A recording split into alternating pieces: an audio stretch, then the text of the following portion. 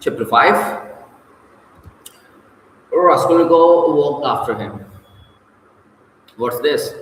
Cried Suriello, turning around. I thought I said, it means that I am not going to lose sight of you now.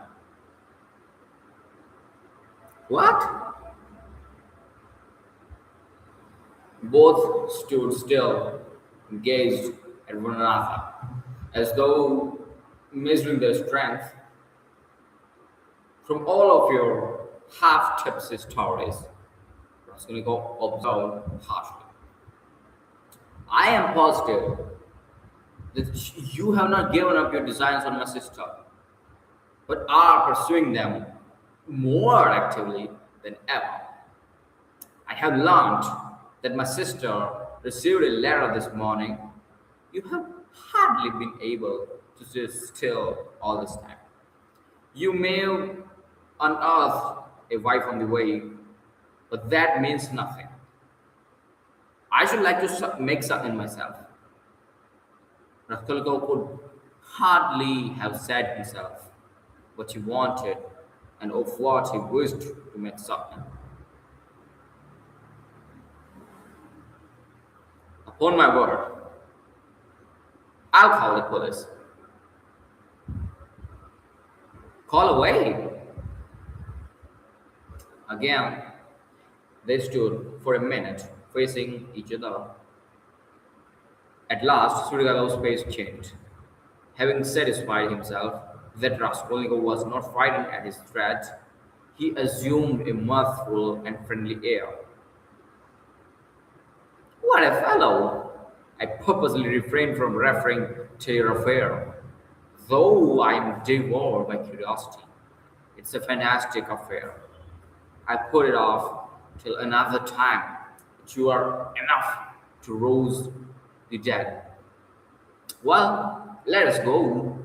Only I warn you beforehand, I am only going home for a moment to get some money. Then I shall lock up the flat, take a cab, go to spend the evening at the islands. Now, are you going to follow me? I am coming to lodgings, not to see you, but Sophia Semyonovna. To say I'm not sorry not to have been at the funeral. That's as you like, but Sophia Semyonovna is not at home.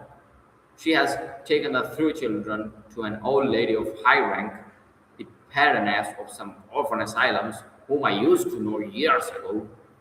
I charmed the old lady by depositing a sum of money with her to provide for the three children of Katerina Ivanovna and subscribing to the institution as well. I told her too the story of Sophia Semyonovna in full detail, expressing nothing.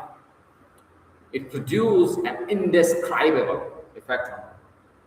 That's why Sophia Semyonovna has been invited to call today at the X hotel where the lady is staying for the time. No matter, I'll come all the same. As you like, it's nothing to me. But I want to come with you. Here we are at home. By the way, I am convinced that you regard me with suspicion just because I've shown such delicacy and have not so far troubled you with questions. Understand? It struck you as extraordinary. I don't mind betting it's that, well, it teaches one to show delicacy and to listen at doors. Ah, that's it, is it? Laughed Surigalov. Yes, I should have been surprised if you had let that pass after all that has happened. Haha. Though I did understand something of the pranks you have been up to and were telling Sophia Semyonovna about. What was the meaning of it? Perhaps I'm quite behind at times and can't understand. For goodness sake, explain it. My dear boy, expound the latest theories.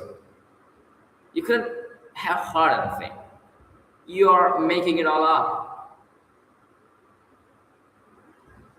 But I'm not talking about that, though I did hear something. No, I am talking of the way you keep sighing and groaning now. This killer in you is in revolt every moment. And now you tell me not to listen indoors? If that's how you feel, go and inform the police that you had this mischance. You made a little mistake in your theory. But if you are convinced that one must not listen indoors, but one may murder all women at one's pleasure, you'd be better off to America and make haste. Run, young man.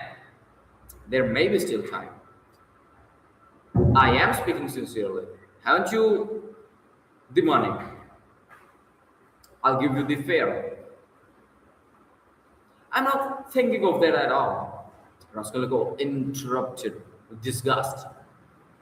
I understand, but don't put yourself out. Don't discuss it if you don't want to. I understand the questions you are worrying over. Moral ones, aren't they? Duties of citizen and man. Lay them all aside. They are nothing to you now. Huh. You'll say you are still a man and a citizen. If so, you ought not to have got into this quarrel. It's no use taking up a job you are not fit for. Well, you better shoot yourself. Or don't you want to? You seem trying to enrage me, to make me leave you. What a queer fellow. But here we are. Welcome to the staircase, you see. That's the way to Sophia Savanona. Look, there is no one at home. Don't you believe me? Ask Capernaum. She lives the kill. Here is Madame de Capernaum herself. Hey, what?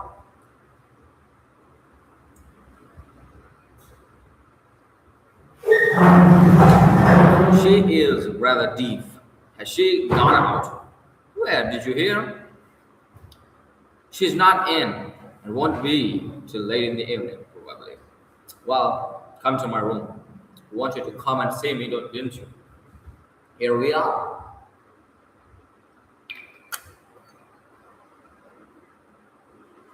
Madame Russell is not at home. She's a woman who is always busy. An excellent woman, I assure you. She might have been of use to you if you'd been a little more sensible. Now see, I take this 5% bond out of the bureau. See what a lot I got of them still. This world will be turned into custody. I must not waste any more time. The bureau is locked, the flat is locked, and here we are again on the stairs. Shall we take a cab? I'm going to the islands. Would you take a lift? I'll take this carriage. Ah, you refuse. You are tired of it. Come for a drive. I believe it will come to rain. Oh, ये वाला है. Inverter का वो वाला. But at least Raskolnikov decided that his suspicions were, at least for that moment, unjust. Without answering a word, he turned and walked back towards the Haymarket. If he had only turned round on his way, he might have seen Svidrigailov get out not 100 paces off, dismiss the cab and walk along the pavement. But he had turned the corner and could see nothing. Intense disgust drew him away from Svidrigailov.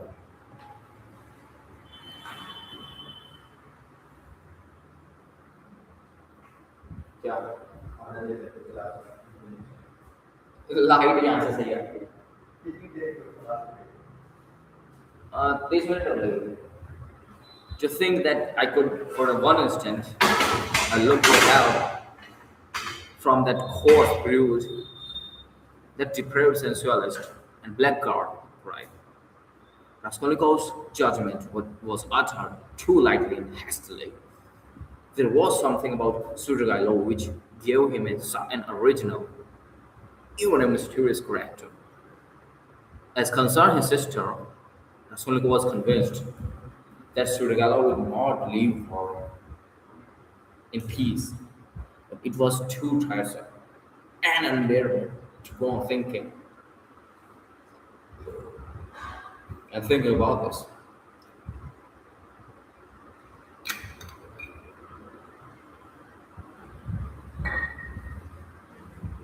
When he was alone, he had not gone 20 paces before he sank, as usual, into deep thought.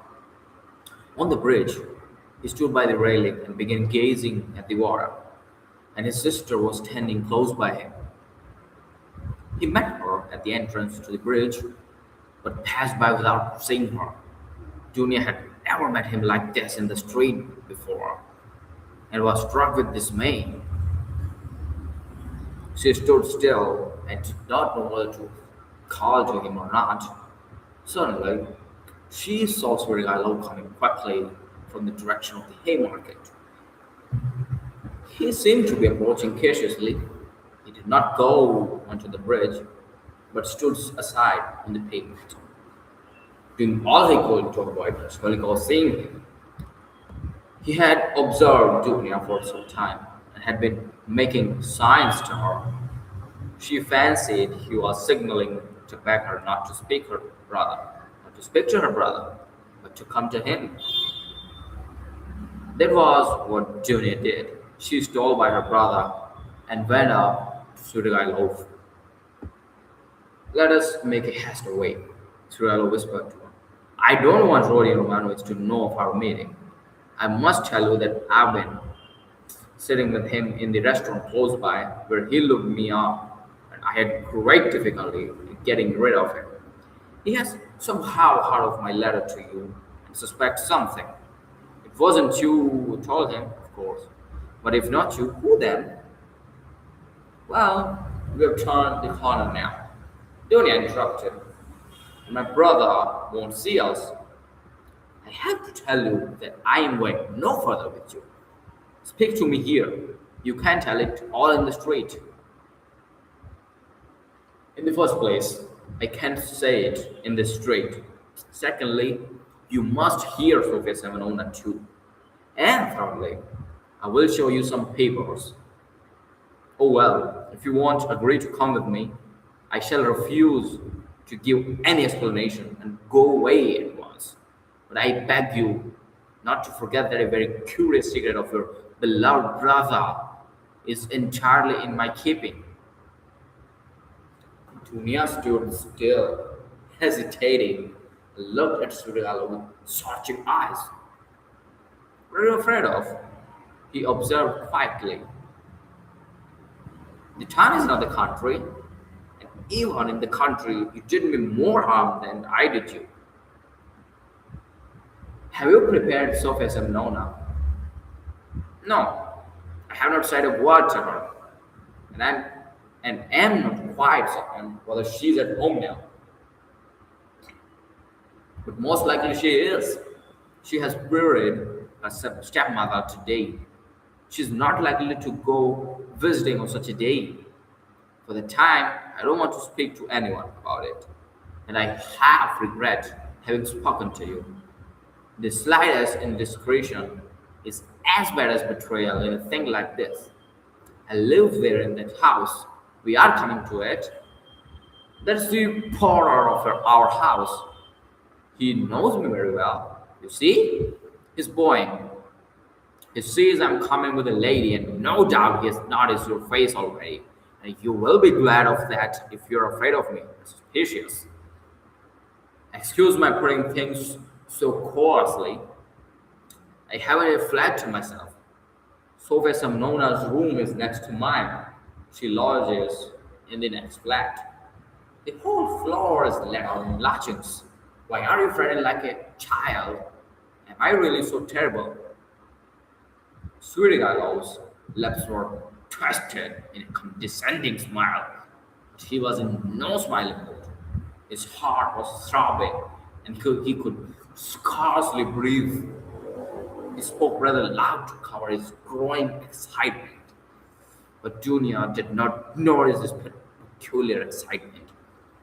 She was so irritated by his remark that she was frightened of him like a child, and that he was so terrible to her.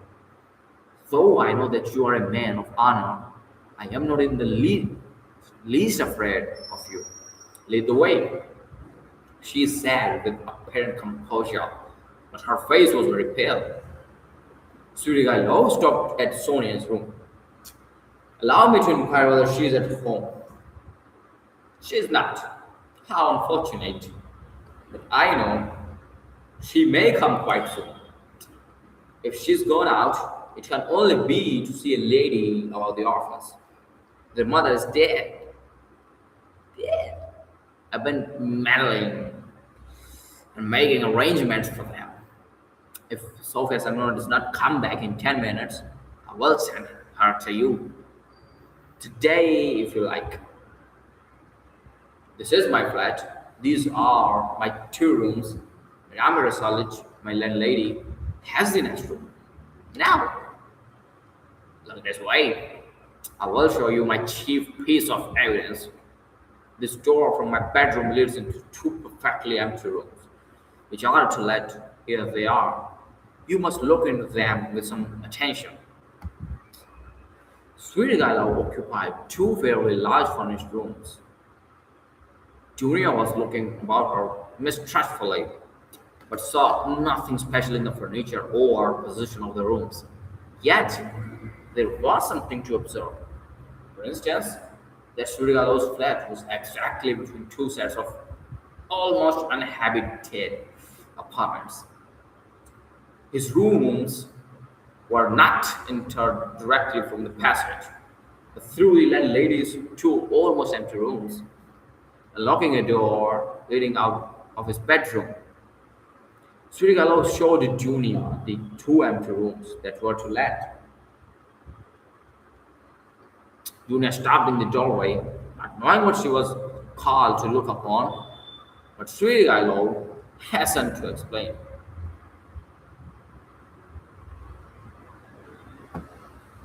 Look here at this second large room. Notice that door, it's locked. By the door stands a chair, the only one in the two rooms. I brought it from my room so as to listen more conveniently. Just the other side of the door is Sofia Semnona's table. She sat there talking to Roy Romanovich. I sat here listening on two successive evenings for 2 hours each time. And of course, I was able to learn something. What do you think? You listen? Yes, I did. Now come back to my room. We can't sit down here. He brought Aurora Ramona back into his sitting room and offered her a chair. He sat down at the opposite side of the table, at least 7 feet from her. But probably there was the there was the same glow in his eyes which had once frightened Julia so much. She shuddered and once more looked about her distrustfully. It was an involuntary gesture. She evidently did not wish to betray her uneasiness, but she secluded the position of Surigalo's lodging had suddenly struck her. She wanted to ask whether his laundry at least were at home, his landlady were at least at home, but pride kept her from asking. Moreover, she had another trouble in her heart, incomparably greater than fear of herself. She was in a great distress.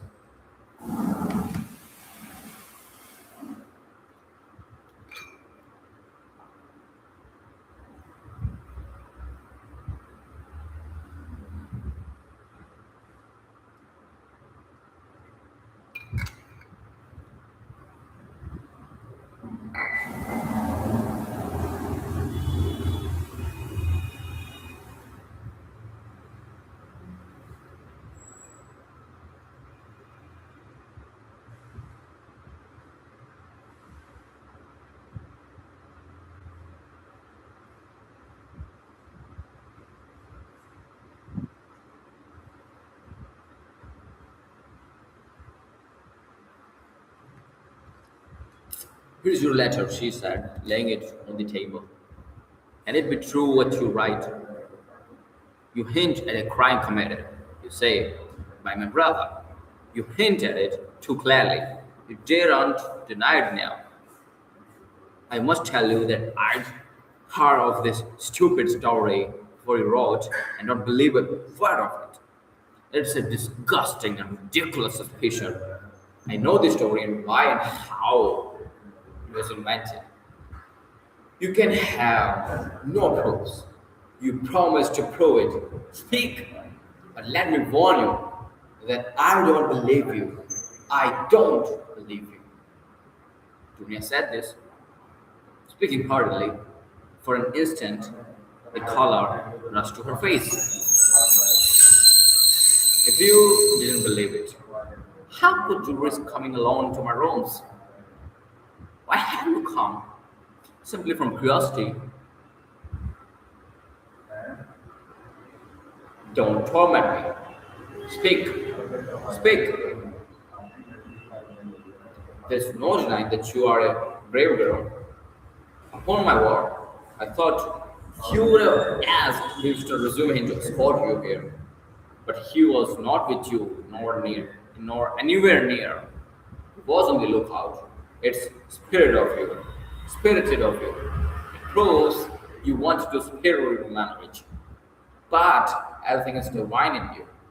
About your brother, what am I to say to you? You have just seen him yourself. What did you think of him? Surely that's not the only thing you're building on. No, not on that, but on his own words. He came here on two successive evenings to see Sophia and Nona. I've shown you where they sat. He made a full confession to her. He's a murderer, killed an old woman, a pawnbroker, with whom he had pawned things himself. He killed her sister too, a peddler woman called Elizaveta, who happened to come in while he was murdering her sister. He killed them with an axe he brought with him. He murdered them to rob them. He did rob them. He took money and various things.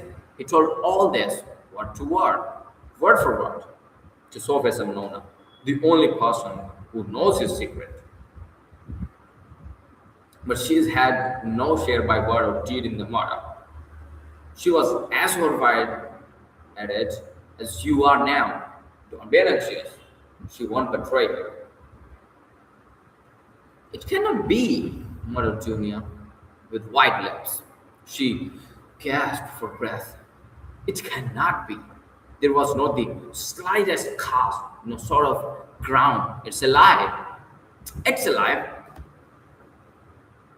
He robbed her. That was the cause. He took money and things. It's true that by his own admission, he made no use of the money or things, but hid them under a stone where they are now. But that was because he dared not make use of them. But how could he steal? Rob? How could he dream of it? Cried Dunia. And she jumped up from the chair. Why? You know him and you've seen him. Can he be a thief? She seemed to be imploring Surgallo. She had entirely forgotten her fear. There are thousands and millions of combinations and possibilities. Aurora Ramanona. A thief steals and knows he's a scoundrel, but I've heard of a gentleman who broke open the mail, who knows very likely he thought he was doing a gentlemanly thing. Of course, I should not have believed it myself, if I'd been told of it as you have. But I believe my own ears. He explained all the causes of it to Sophia Seminona too, but she did not believe her ear at first. Yet she believed her own eyes at last. What were the causes? It's a long story, Ramanona. Here's, how shall I tell you? A theory of sort. The same one by which I, for instance, consider that a single mistake is permissible if a principal aim is right. a solitary wrongdoing and hundreds of good deeds. It's galling too, of course, for a young man of gifts and overweening pride to know that if he had, for instance, a paltry 3,000, his whole career, his whole future would be differently shaped, and yet not to have that 3,000. Add to that nervous irritability from hunger, from lodging in a hole, from rags, from a vivid sense of the charm of his social position and his sister's and mother's position too. Above all, vanity, pride, and vanity. For goodness knows he may have good qualities too. I am not blaming him. Please don't think it. Besides, it's not my business. Especially the theory came into a theory of the sort, dividing mankind, you see, into material and superior persons. That is, persons to whom the law does not apply owing to their superiority, who make laws for the rest of mankind. The material, that is, it's all right as a theory. Una theory come una outre. Napoleon attracted him tremendously. That is, what affected him was that a great many men of genius have not hesitated wrongdoing, but have overstepped the law without thinking about it. He seems to have fancied that he was a genius too. That is, he was convinced of it for a time. He has suffered a great deal and is still suffering from the idea that he could make a theory but was incapable of boldly overstepping the law. And so he is not a man of genius. And that's humiliating for a young man of any pride, in our day especially. But remorse, you deny him any moral feeling then. Is he like that? पानी मत तेजी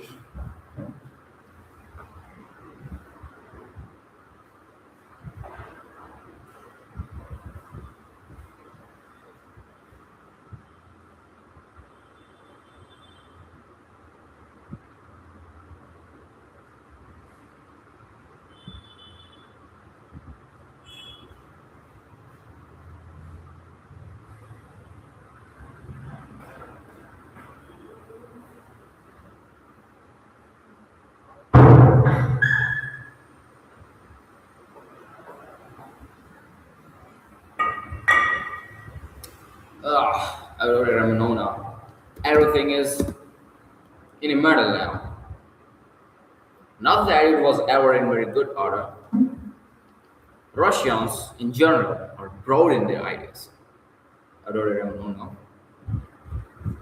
Broad like the land and exceedingly disposed to the fantastic and chaotic. But it's a misfortune to be broad without a special genius. Do you remember what a lot of talk we had together on the subject, sitting in the evenings on a terrace after supper? Why? You used to reproach me with breath. Who knows, perhaps we were talking at the very time when he was lying here thinking over his plan. There are no Scotch tradition amongst us, especially in the educated class, Nona. At the best, someone will make them up somehow for himself out of books or from some old chronicle, but those are for the most part and learned all old fogies, so that it would be almost ill-bred in a man of society. You know my opinions in general, though. I never blame anyone. I do nothing at all. I preserve in that. We've talked of this more than once before. I was so happy indeed as to interest you in my opinions. You are very pale, very Manona.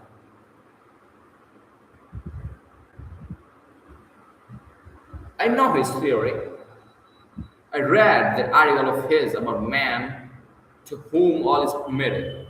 Zumahin brought it to me. Mr. Razumihin, your brother's article. In a magazine? Is there such an article? I didn't know. It must be interesting. But where are you going over there, Ramona? I want to see Sophia Samanona. Junior articulated quickly. How do I go to her? She has come in, perhaps. I must see her at once. Perhaps she. Adora Ramanona could not finish. Her breath literally failed her. Sophia Samanona will not be back to life. At least I believe not. She was to have been back at once. If not, then she will not be until quite late. Ah, then you're lying, I see. You are lying all the time. I don't believe you. I don't believe you. Cried Julia, completely losing her head, almost fainting. She sank onto a chair, which Surigalo made haste to give her. Adora Ramona, what is it? Control yourself. Here's some water. Drink a little. He sprinkled some water over her. Dunia shuddered and came to herself. It has acted violently, Surigalo muttered to himself, frowning. Aurora Ramona, calm yourself. Believe me, he has friends. He will save him.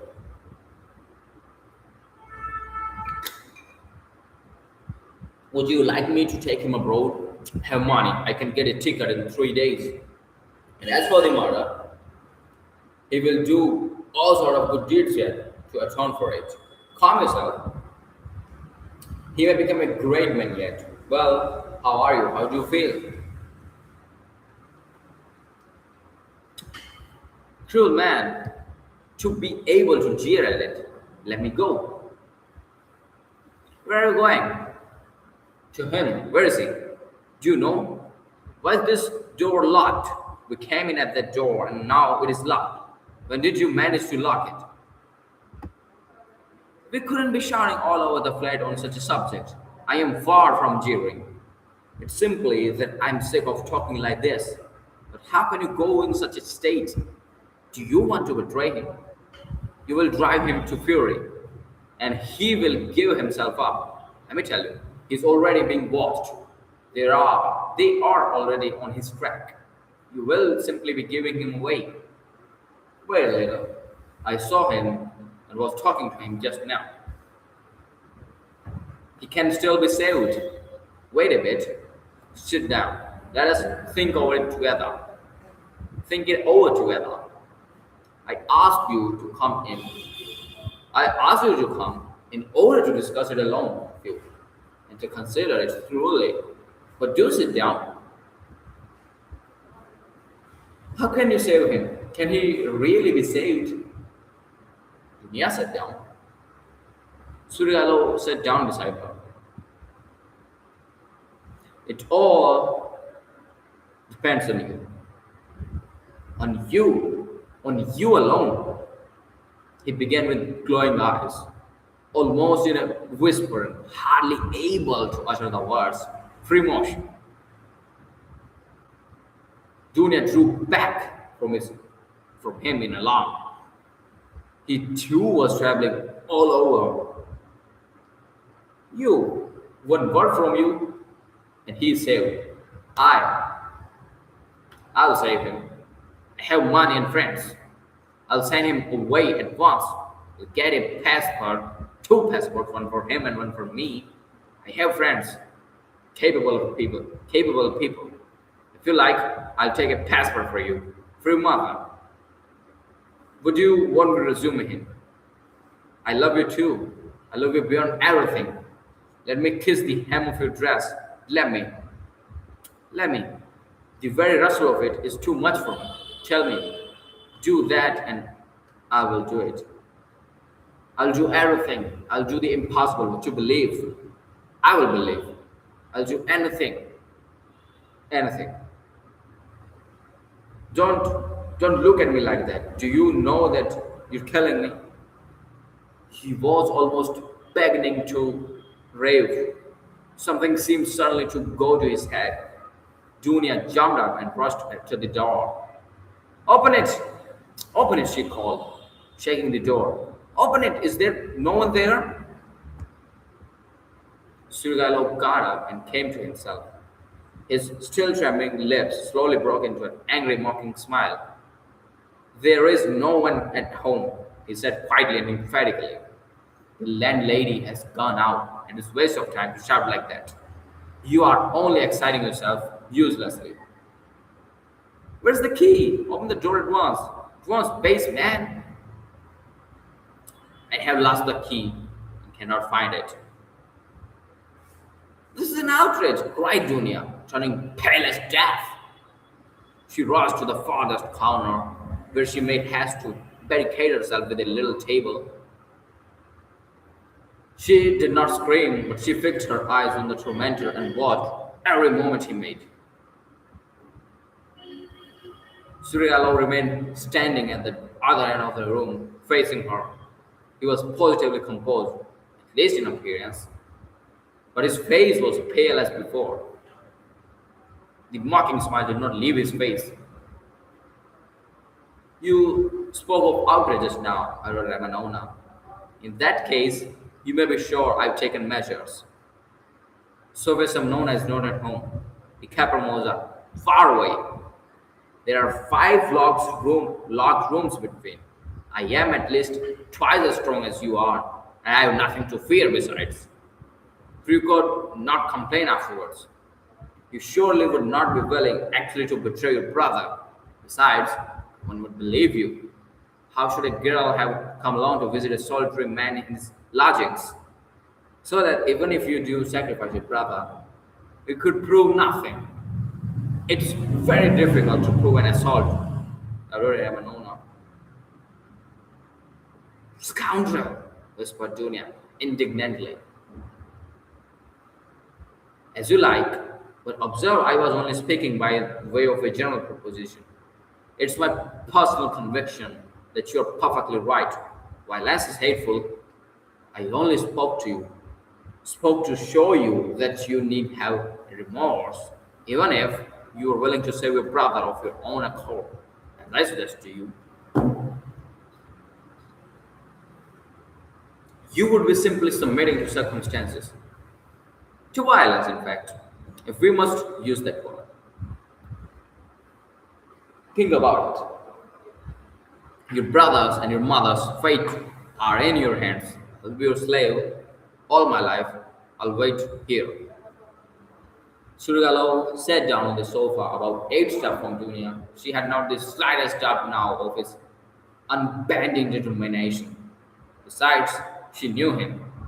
Suddenly, she pulled out of her pocket a revolver, cocked it, and laid it in her hand on the table. Surigalo jumped up. Ah, so that's it, is it? He cried, surprised but smiling maliciously. Well, that completely alters this aspect of affairs. You made things wonderfully easier for me, Aurora Manona. But where did you get the revolver? Was it Mr. Resume? Why, it's my revolver, an old friend. And how I have hunted for it. The shooting lessons I've given in the country have not been thrown away. It's not a revolver. It belongs to Marfa Patrona, whom you killed. That there was nothing of yours in her house. I took it when I began to suspect what you were capable of. If you dare to advance one step, I swear I'll kill you. She was frantic. But your brother, I asked from curiosity, said Rigallo, still standing where he was. Inform if you want to. Don't stare, don't come near. I'll shoot.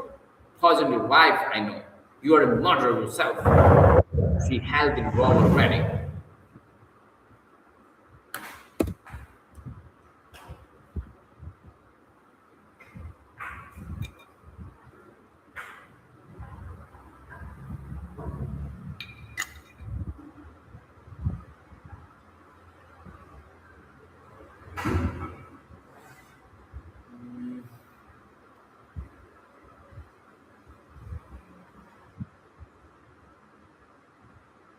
Are you so positive I poisoned for petrol now? You did. You hinted at yourself. You talked to me of poison. I know you went to get it. You had it in readiness. ये नहीं है hotel में एक ही है वो बस it must have been your doing, scoundrel. And if, even if that were true, it would have been for your sake. You would have been the cause. You're lying. I hate you always. Always. Oh, Manona. You seem to have forgotten how you softened to me in the heat of propaganda. I saw it in your eyes. Do you remember that moonlight night when the nightingale was singing? That's a lie. There was a flash of fury in Dunia's eyes. That's a lie, and a lie better.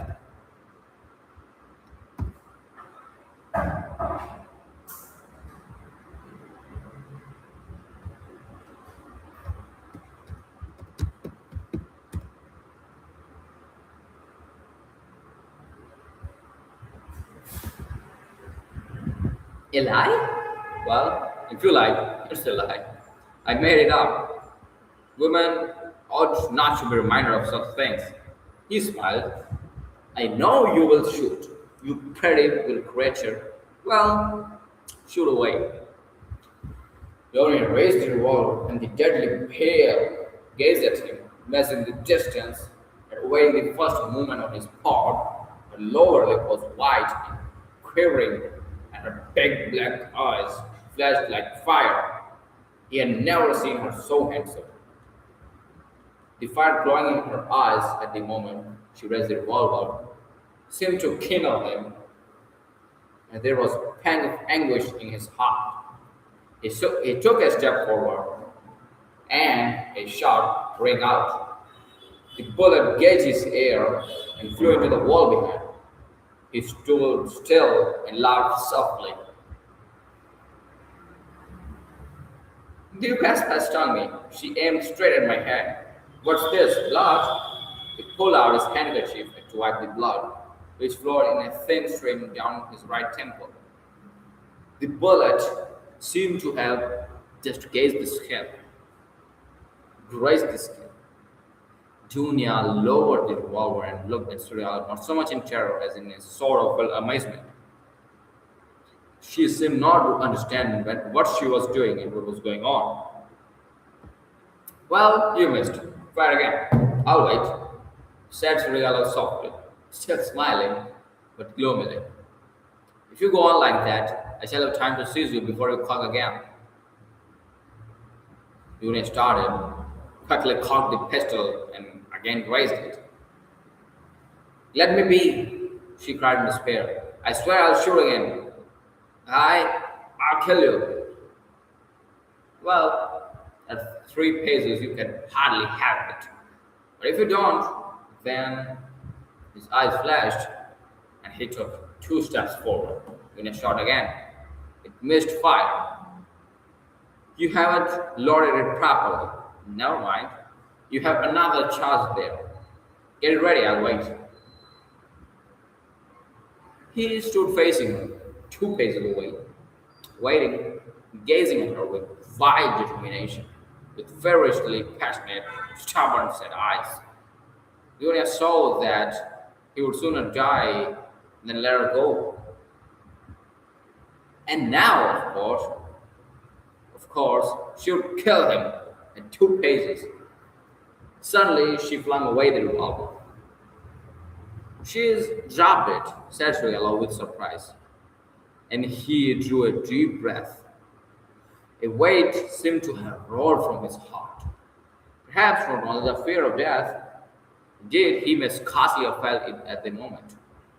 It was the deliverance from another feeling, darker and more bitter, which he could not himself have defined. He went to Dora and gently put his arm round her waist. She did not resist, but, trembling like a leaf, looked at him with suppliant eyes. He tried to say something, but his lips Lips moved without being able to utter a sound. Let me go, Dunya implored. Surya shuddered. Her voice now was quite different.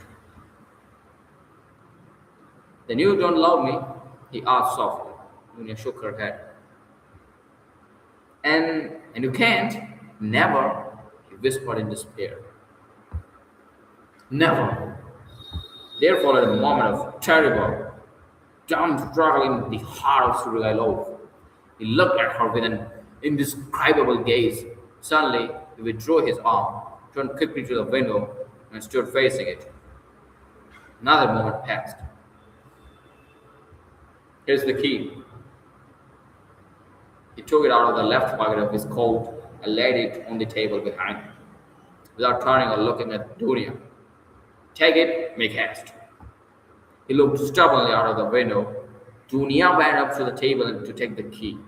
Make haste, repeated Svidrigailov, still without turning or moving. But there seemed a terrible significance in the tone of that make haste. Dunya understood it, snatched up the key, flew to the door, unlocked it quickly, and rushed out of the room. A minute later, beside herself, she ran out onto the canal bank in direction of X Bridge.